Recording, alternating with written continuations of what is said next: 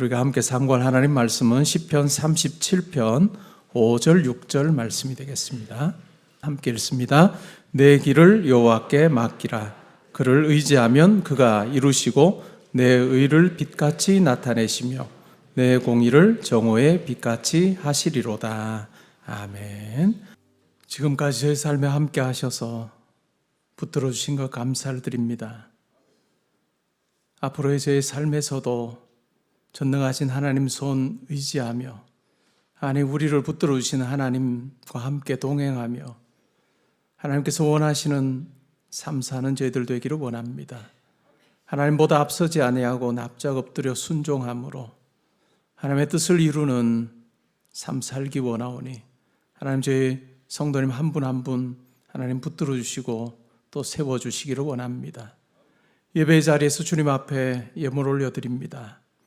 저희가 땀 흘려 수고한 물질이 아니라 하나님께서 부어주신 물질임을 기억하며 그 중에 일부를 떼어 하나님 나라 위에 올려드립니다.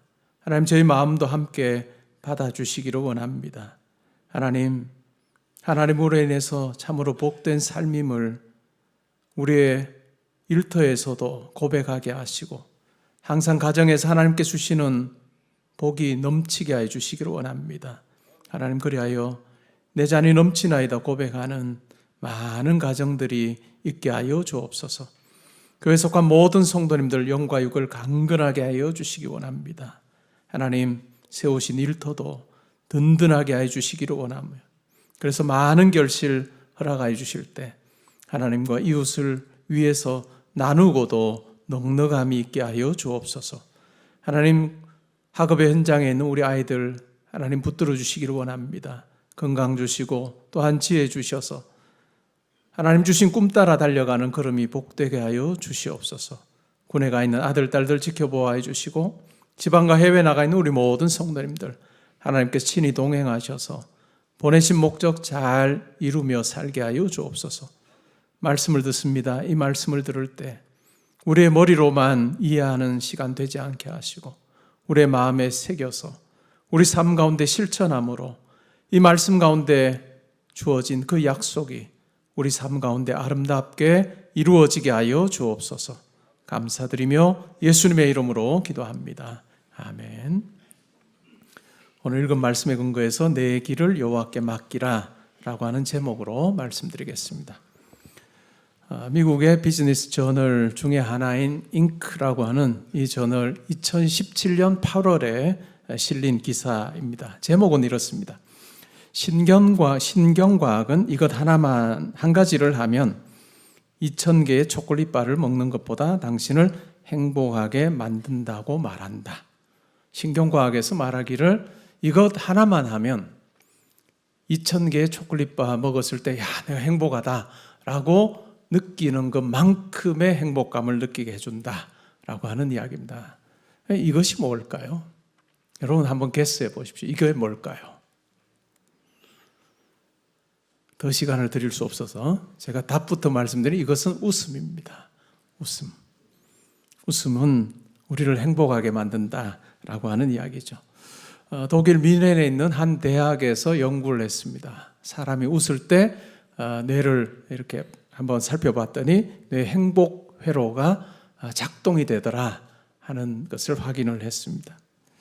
웃음이 장수에도 또한 영향을 미친다 하는 연구도 있습니다. 2010년에 웨인 스테이트 유니버시티에서 행해진 연구팀이 행한 연구에 보니까 1952년부터 이제 발행이 된 미국 메이저리그 야구 선수들 그 사진 있는 카드를 이렇게 쭉 수집을 해서 살펴봤다고요. 그 사진에 보니까, 그 카드에 보니까 어떤 선수는 활짝 웃고 있고 또 어떤 선수는 그냥 시큰둥한 거예요. 그래서 이 사진에 나오는 웃는 선수와 웃지 않는 선수를 가지고 연구를 했답니다. 그렇게 해보니까 활짝 웃는 선수들이 훨씬 더 오래 산대요. 그냥 시크하게 이렇게 있는 선수들은 평균 수명이 72.9세 정도 되는데 활짝 웃는 그 선수들에게 7년을 더 산다고 합니다. 거의 80세까지 살더라. 그래서 웃는 것이 참 중요하다 라고 하는 결론을 내렸습니다. UC 버클리 대학에서 30년 동안 행한 연구 결과도 보면 같은 클래스에 학생들 사진을 이렇게 보니까 웃는 학생도 있고 그냥 웃지 않는 학생도 있는데 웃는 학생들이 훨씬 더 삶을 사는 것을 보니까 더 안정적이고 편안하게 살더라라고 하는 것과 같은 것을 입증해 냈습니다. 여러분 웃을 때 다른 사람이 보기에도 호감을 느낍니다. 그렇죠? 그리고 더 나아 보입니다. 그리고 프레젠테이션을 할 때도 어떨까요? 웃으면서 하면 훨씬 더 자신감 있게 보이고 더 잘 듣게 되는 것이 사실입니다. 제게 딸이 둘이 있습니다. 저도 이제 결혼을 놓고 기도를 합니다. 근데 신랑감의 첫 번째 조건은 시크하면 탈락입니다. 딸이 아빠의 남자친구가 시크해서 좋아, 바로 탈락입니다. 그만큼 웃고 밝은 것이 좋다라고 하는 거죠. 하루에 5번도 안 웃는 사람이 14%라고 해요. 그리고 하루에 한 20번 이상 웃는 사람이 30%라고 합니다. 근데 아주 놀랍게도 하루에 400번 이상 웃는 그룹이 있습니다. 누굴까요? 아이들이에요. 아이들은 별것 아닌 것에 까르르 하고 웃고 그 웃는 모습 보고 또 웃고 그것이 아이들이죠. 우리도 웃으며 살면 좋겠습니다. 이참에 아예 옆에 계신 분하고 한번 웃으면서 이야기해 볼까요? 시간을 10초에서 15초 드릴 테니까 웃으면서 이야기해 보십시오. 웃으면 복이 옵니다. 주 안에서 웃으며 사시기 바랍니다.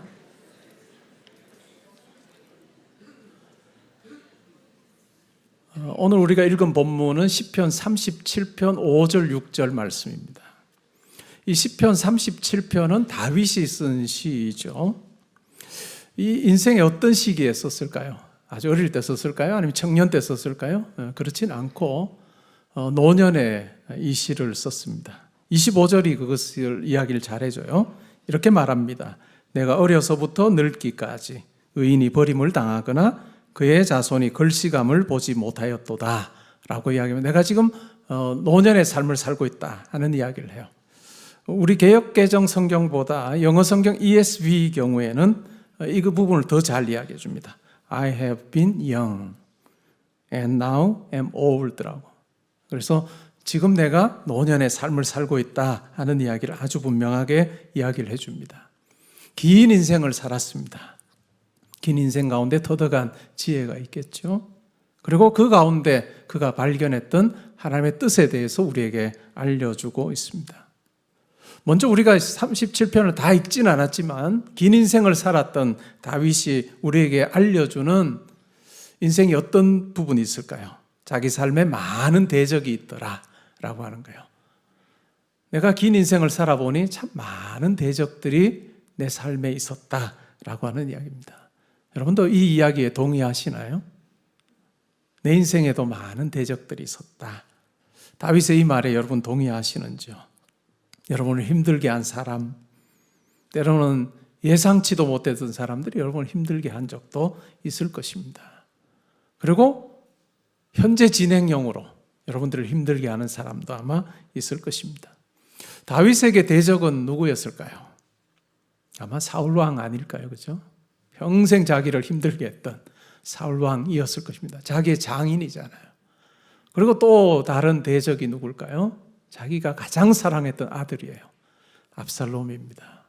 압살롬이 반역하여 자기를 죽이려고 하고 왕위를 찬탈하려고 했던, 그러면서 사울왕 편에 또 압살롬 편에 섰던 많은 사람들이 있었습니다. 노년의 삶에서 자기의 삶을 쭉 돌아볼 때 내 삶에 참 많은 대적들이 있었구나 하는 이야기를 하고 있습니다. 시편은 150편입니다. 근데 우리의 인생이라고 하는 것이 참으로 좋은 사람들과 함께하는 삶이 아니라 많은 힘들게 하는 사람들이 있다라고 하는 것을 입증하는 것이 바로 시편 150편 중에서 학자들이 개인의 탄식시라고 그렇게 분류하는 시편이 39편 혹은 50편 정도 됩니다. 4분의 1, 3분의 1 정도가 이렇게 원수로 인해서, 대적으로 인해서, 악인으로 인해서 아주 힘들어하는 그 같은 시편이라고 하는 것이죠. 이러한 시편에 등장하는 악인은 어떤 특징을 가지고 있을까요? 하나님을 두려워하지 않습니다. 하나님을 두려워하지 않으면 어떨까요? 자기 멋대로 할 수 있는 거예요. 하나님을 두려워하지 않는 자는 자기가 생각하기 옳다라고 생각하면, 자기에게 유익이 된다라고 생각하면 거칠 것이 없습니다. 때로는 비판하기도 하고, 모욕을 주기도 하고, 모함하기도 하고, 폭력을 행하기도 하고, 언어폭력을 사용하기도 하는 수단과 방법을 가리지 않습니다. 왜요? 그렇게 해도 자기를 평가할 사람이 없다라고 생각하기 때문에 거침이 없습니다. 근데 성도는 어떨까요? 하나님 백성은 어떨까요? 걸리는 것이 많습니다.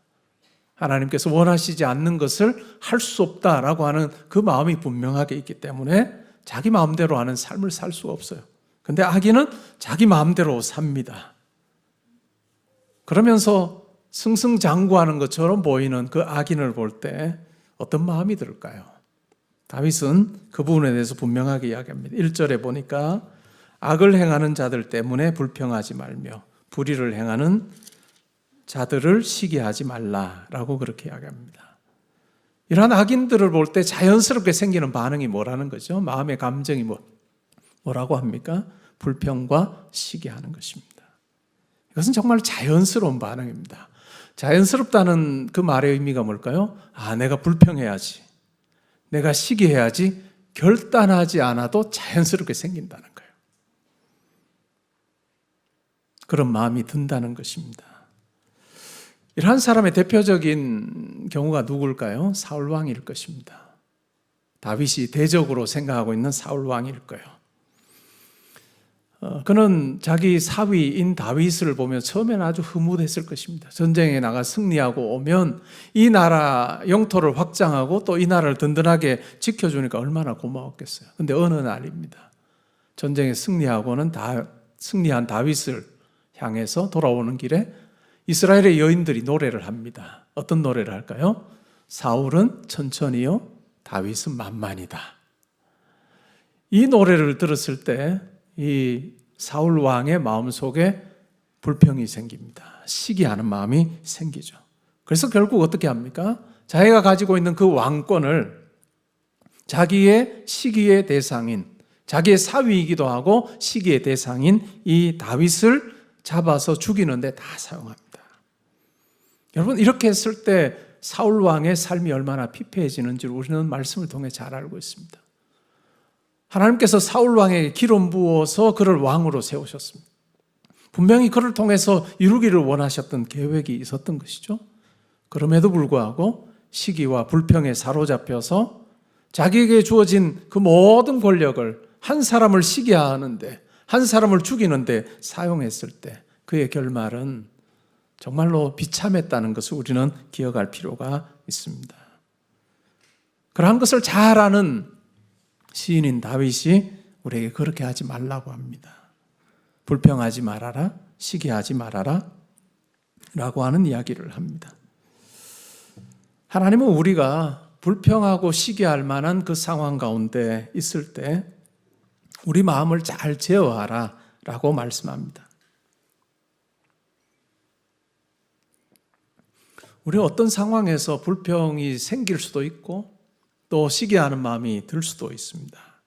그런데 그것이 여러분의 마음을 꽉 채워서 그것이 입으로 표현되거나 행동으로 나아가는, 그리고 마음에 항상 시기하는 것과 불평하는 마음이 서로 존재하지 않도록 하는, 이것은 매우 중요합니다. 종교개혁자 마틴 루터가 이것과 관계해서 굉장히 중요한 이야기를 했습니다. 새가 머리 위로 날아가는 것을 막을 수는 없다. 그러나 새가 머리에 둥지를 틀도록 내버려둬서는 안 된다. 우리 마음에 시기하는 마음이 생기고 불평하는 마음이 생길 수 있습니다. 상황에 따라서 일시적으로 생길 수 있습니다. 그러나 그것이 더 커져서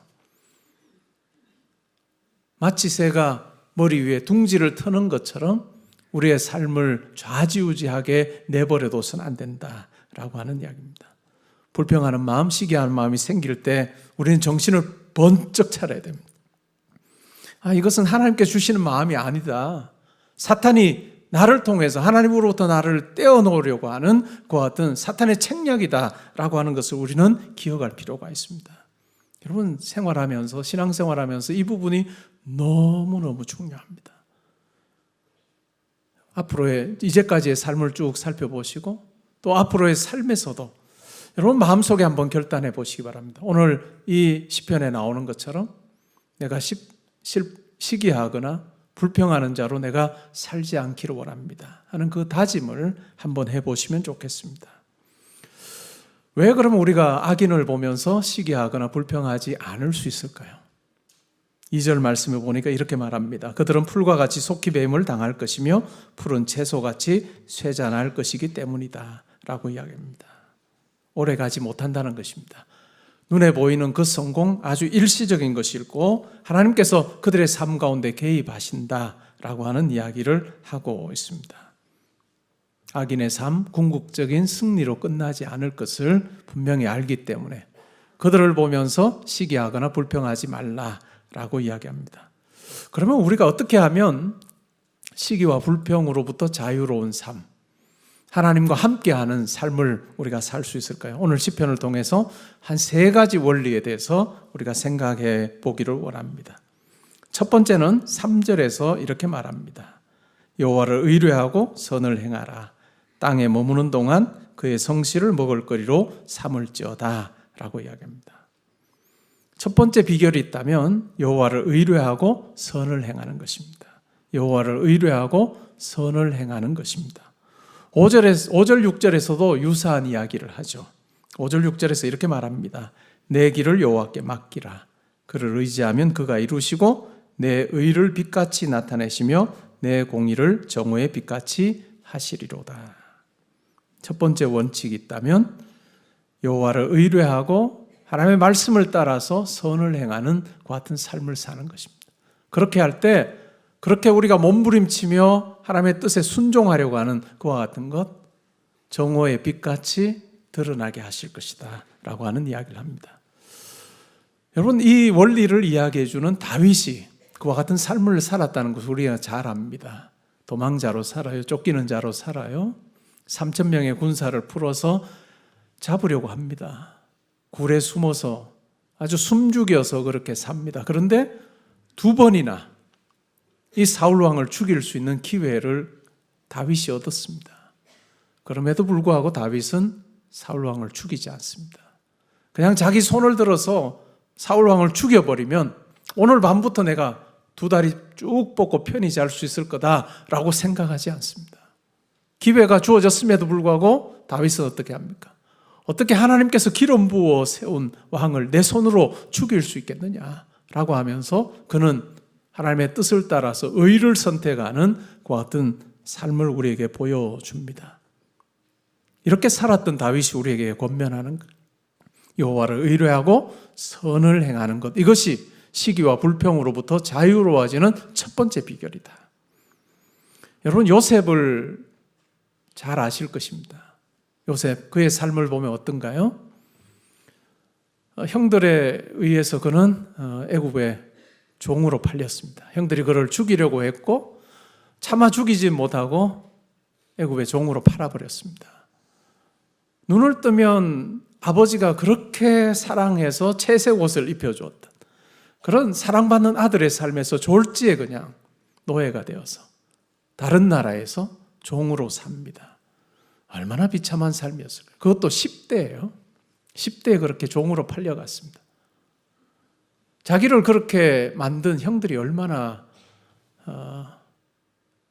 원망스러웠을까요? 그런데 요셉은 불평하고 시기하고 원망하는 삶을 살지 않습니다. 요셉이 국무총리가 되어서 형들을 만나게 됐습니다. 그런데 인간적으로 형들을 대하지 않아요. 나를 죽이려고 했고 노예로 팔았던 당신들, 내 손에 얼마나 큰 힘이 있는지를 내가 보여주마 라고 이야기하지 않습니다. 악으로 대하지 않고 선대합니다. 그렇게 했던 이유가 뭘까요? 그의 삶이 하나님의 계획 안에 있었다라고 하는 것을 분명히 알기 때문에 그렇습니다. 우리 성도의 삶도 마찬가지입니다. 우리가 시기하거나 불평할 만한 상황 가운데 있다 할지라도 그렇게 하지 않고 하나님을 의뢰하고 선을 행하는 그 같은 이유가 있다면 하나님께서 내 삶을 붙들어 주신다라고 하는 그 확신이 우리 가운데 있기 때문입니다. 여러분, 이 첫 번째 비결을 잘 기억하십시오. 시기하거나 원망하지 말고 하나님을 의뢰하고 선을 행하는 그러한 모습으로 사는 저와 여러분 될 수 있기를 바랍니다. 두 번째 비결이 있다면요, 두 번째 비결이 4절에 나옵니다. 4절 말씀 우리 다 함께 한번 읽어볼까요? 시작. 또 여호와를 기뻐하라. 그가 내 마음의 소원을 내게 이루어 주시리로다. 두 번째 비결이 있다면 여호와를 기뻐하는 것입니다. 여호와를 기뻐한다라고 하는 이 말의 의미가 뭘까요? 우리말 개역 개정에서는 여호와를 기뻐하라 이렇게 했는데 원문의 의미를 더 잘 살려서 번역을 해보면 이렇습니다. 여호와 안에서 스스로 기뻐하라. 여호와 안에서 너의 영, 너 스스로 즐거워하고 기뻐하라 라고 하는 이야기를 하고 있습니다. 이 두 번째 비결은 바울 사도가 우리에게 알려주는 데살로니가전서 5장 16절 18절의 내용과 아주 잘 닮아 있습니다. 바울은 이렇게 말합니다. 항상 기뻐하라, 쉬지 말고 기도하라, 범사에 감사하라. 이것이 그리스도 예수 안에서 너희를 향하신 하나님의 뜻이다. 항상 기뻐하라, 범사에 감사하라. 이것이 하나님께서 너희를 향하신 뜻이다 라고 이야기하는 것과 일맥상통합니다. 다윗은 동굴 속에서 절망하고 불평하고 시기할 수밖에 없는 그 형편에 놓여 있으면서도 자기 영혼을 향해서 이야기합니다. 내 영혼아 두려워하지 말아라. 내 영혼아 낙심하지 말아라. 내 영혼아 불평하지 말아라. 오히려 하나님을 찬양하자, 노래하자, 하나님을 즐거워하자라고 그렇게 이야기하고 있습니다. 여러분의 삶에 그냥 불평이 생길 만한 그 상황에서 그냥 불평으로 자연스럽게 반응하는 그러한 것이 아니라 역설적으로 시기하고 불평할 수밖에 없는 그 상황에서 오히려 하나님 안에서 여러분 스스로가 여러분의 영혼이 즐거워하는 자로 그렇게 살 수 있기를 바랍니다. 그럴 때 말씀이 뭐라고 이야기합니까? 내 마음의 소원을 이루어 주신다. 내 마음의 소원을 이루어 주신다 하신 그 약속 여러분 붙들고 정말 잘 살면 좋겠습니다. 두 가지 비결을 우리가 생각해 보았습니다. 첫 번째는 뭘까요? 하나님을 의뢰하며 선을 행하는 것입니다. 두 번째는 뭘까요? 여호와를 기뻐하는 것입니다. 여호와 안에서, 하나님 안에서 기뻐하고 여러분의 영혼이 하나님으로 인해서 즐거워하는 그 같은 삶을 사는 것이 중요합니다. 세 번째 비결이 있습니다. 7절에 나옵니다. 7절, 8절에 보면 이렇게 말합니다. 여호와 앞에 잠잠하고 참고 기다리라. 자기 길이 형통하며 악한 꾀를 이루는 자 때문에 불평하지 말지어다. 분을 거치고 노를 버리며 불평하지 말라. 오히려 악을 만들 뿐이라. 불쑥불쑥 찾아올 수 있습니다. 여호와를 의뢰하며 선을 행하고 하나님 안에서 찬양하고 기뻐하고 하는 이와 같은 모습으로 살려고 노력함에도 불구하고 불쑥불쑥 시기하고 불평하는 마음이 우리 가운데 찾아올 수 있는데 다윗은 우리에게 권면합니다. 여호와 앞에서 잠잠하고 참고 기다려라. 그러면 하나님께서 너의 삶에 함께 하실 것이다 라고 분명하게 이야기하고 있습니다. 이것이 성도와 믿지 않는 자의 차이를 알 수 있습니다. 그리고 오늘 말씀을 보면 악인은 흔적도 없이 사라지게 할 거다. 그러나 하나님의 의를 쫓아 사는 성도는 의인은 땅을 차지하고 화평으로 즐거워하게 할 거다라고 말씀합니다. 11절에 보니까 온유한 자에 대한 이야기가 나옵니다. 그러나 온유한 자들은 땅을 차지하며 풍성한 화평으로 즐거워하리로다. 여기서 말하는 온유한 자가 누굴까요? 시기하고 불평할 만한 상황에서 그렇게 하지 않고 이 세 가지 비결을 터득하고 사는 자입니다. 첫 번째가 뭘까요? 여호와를 의뢰하고 선을 행하는 자예요. 두 번째는 뭘까요? 하나님 안에서 즐거워하는 자입니다. 세 번째가 뭘까요? 참고 기다리면서 하나님께서 행하실 것을 바라보는 자. 이것을 경험한 자가 바로 온유한 자예요. 그냥 자연스러운 반응으로 시기하고 원망하고 불평하는 쪽이 아니라 역설적으로 하나님께서 내 삶 가운데 함께 하신다라고는 분명한 생각을 가지고 하나님을 의뢰하고 의를 행하는 쪽을 선택하고 하나님 안에서 즐거워하는 자로 살고 잠잠하여 참고 기다리는 자로, 이 놀라운 비결을 터득한 자가 바로 온유한 자예요. 이 온유한 자를 다르게 말하면 뭘까요? 절제된 힘을 가지고 있는 사람이에요. 시기하거나 불평하거나 원망하는 쪽으로 나아가지 아니하고 물줄기를 확 틀어서 하나님을 의뢰하고 의를 행하며 하나님 안에서 기뻐하고 또 잠잠히 참고 기다리는 이 놀라운 비결을 터득한 자, 그가 바로 온유한 자입니다. 그 온유한 자에게 하나님께서는 화평을 주시고 땅을 주신다라고 그렇게 이야기하고 있습니다. 이렇게 살 수 있는 근거가 뭘까요? 하나님께서 우리와 함께 하시기 때문입니다. 하나님께서 우리와 함께 하시기 때문에 우리는 이렇게 살 수 있다라고 하는 것입니다. 성도로 사는 우리의 특권이 뭘까요? 우리의 신앙생활의 아주 중요한 모습이 뭘까요? 저는 넉넉함이라고 생각합니다. 여유라고 생각합니다. 아주 우리의 인생의 이 폭이 좁아서 조그마한 일에도 파르르 하고 시기하고 원망하고 화내고 분노하고 하는 그와 같은 삶이 아니라 여유로움이에요. 그러한 삶으로 우리가 살지 않고 넉넉히 다른 사람을 품어주기도 하고 용납하기도 하는 그 넉넉함이 우리 가운데 필요합니다. 일반 종교는 수련을 강조합니다. 자기 마음 살피라는 거예요. 우리도 마음 살피기는 정말 중요한 거예요. 자기 마음 살피기는 똑같습니다. 근데 일반 종교에서 수련을 통해서 자기 마음을 다듬는 것과는 다릅니다. 수련을 통해서 마음의 평화를 얻고 그것을 나눠주겠죠. 얼마 정도 될까요? 자기 수련을 통해서 나눠줄 수 있는 게 얼마일까요? 1.5리터 생수 한 병? 몇 명에게 나눠줄 수 있을까요? 한 목마른 5-6명에게 나눠주면 다 없어질 거예요. 그러나 우리 성도의 경우에는 하나님이 생수의 원천이심을 아는 자입니다. 그분으로부터 흘러나오는 생수의 강물을 사람들에게 나누어 주어도 고갈되지 아니하는 넉넉한 하나님께서, 풍성한 하나님께서 우리의 삶에 함께 하셔서 우리로 하여금 그것을 행하며 살게 하신다는 것을 우리가 깨달을 때 비로소 우리 가운데 자유함이 있습니다. 우리 가운데 해방이 주어지는 거죠. 사랑하는 성도 여러분, 우리 개포동교회 성도님들은 이와 같은 넉넉함을 누리며 살면 좋겠습니다.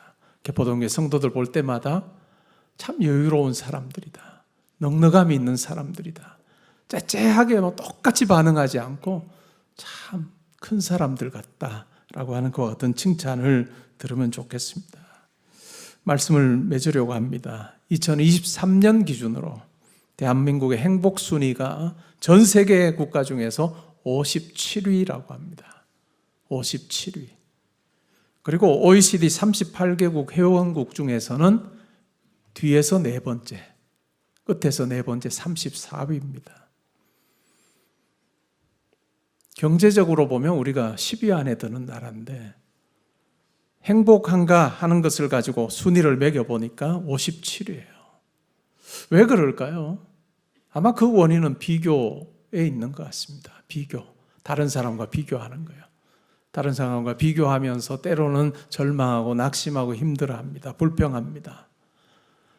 내가 행복한 사람이지, 행복한 삶을 살고 있지라고 생각하다가도 비교에 사로잡혀 사는 사람은 어떨까요? 자기보다 더 가진 것이 많다는 사람을 만나면 바로 불행해집니다. 우리 성도의 삶은 누군가와의 비교에 의해서 내 가치가 매겨지는 삶이 아닙니다. 하나님께서 나를 아들, 딸 삼으시기 위해서 자기의 모든 것을 내어주셔서 우리를 아들, 딸 삼으신 분, 그분이 바로 하나님입니다. 우리가 그와 같은 하나님의 아들, 딸로 산다는 것이죠. 우리는 절대적인 가치, 그것이 우리 가운데 있다는 것을 우리가 기억하면 좋겠습니다. 스바냐 3장 17절에서 이것을 아주 분명하게 이야기합니다. 우리 다 함께 스바냐 3장 17절 한번 읽어보겠습니다. 함께 읽습니다. 너의 하나님 여호와가 너의 가운데 계시니 그는 구원을 베푸실 전능자이시라. 그가 너로 말미암아 기쁨을 이기지 못하시며 너를 잠잠히 사랑하시며 너로 말미암아 즐거이 부르며 기뻐하시리라 하리라. 우리가 무엇이길래 하나님께서 우리를 보시며 기쁨을 이기지 못하시고 우리를 잠잠히 사랑하셔서 우리로 말미암아 함께 즐거이 부르며 기뻐하시는 하나님, 온 우주 만물을 창조하신 하나님께서 내 아버지시고 내 삶 가운데 함께 하신다 하는 분명한 확신 가지고 우리를 보시며 기뻐하시는 이 하나님과 동행할 그런 삶 살며 많은 이들에게 넉넉함을 보여주는 하나님의 사랑을 나누는 자로 살아가는 저와 여러분 되시기를 주님의 이름으로 축복합니다. 아멘. 이제는 우리 주 예수 그리스도의 은혜와 하나님의 사랑과 성령의 교통하심이 하나님 안에 절대적인 가치 있음을 확인하며 불평과 시기하지 아니하고 오히려 어떤 상황에서도 하나님을 의뢰하며 선을 행하고 하나님 안에서 기뻐하고 잠잠히 참고 기다리며 아버지의 그 계획하심이 이루어지기를 구하는 자로 살아서 하나님과 동행하며 하나님의 사랑과 선하심을 많은 사람들에게 보여주고 나누어주는 자로 제가 살기 원합니다. 하나님 저의 삶 가운데 함께해 주실 줄 믿습니다. 기도하는 주의 사랑하는 성도님들과 가정과 학업과 일터와 교회와 이 나라와 민족과 이번 한 주간의 모든 계획과 만남 위에 지금부터 항상 함께 있어지이다. 아멘.